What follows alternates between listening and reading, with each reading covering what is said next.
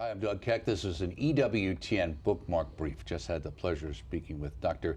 Gatdula about his book, Natural Law and the Limits of Judicial Power. Tell us, Doctor, what is this book about and why did you write it?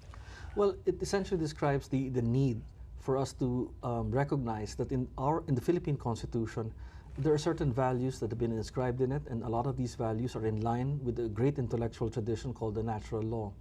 Unfortunately, because of certain ideologies right now at present and a belief from recent law school developments, there's a thinking that the text of the Constitution does not matter and that it should be considered as secondary to whatever needs of the time may be. I believe that such is dangerous. It could lead to what we call a judicial oligarchy or a judicial tyranny.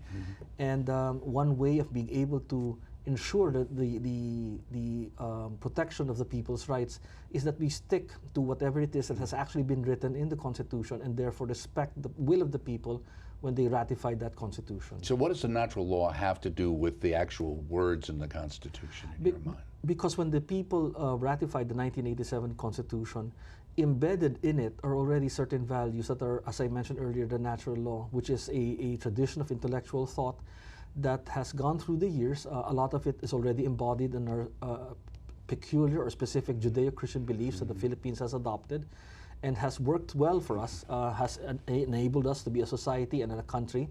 And I believe that there's a dangerous trend in us turning away from those beliefs, those principles. And I don't think it will do the country any good, and there's a need to be able to give back recognition to that. In your viewing the rest of the world, are you seeing these problems elsewhere, and that also has raised your concern for what could happen in the Philippines? Very much so, and the difficulty there is that the Philippines is quite, how should I put it, a sponge. It absorbs a lot of things that happens in other countries.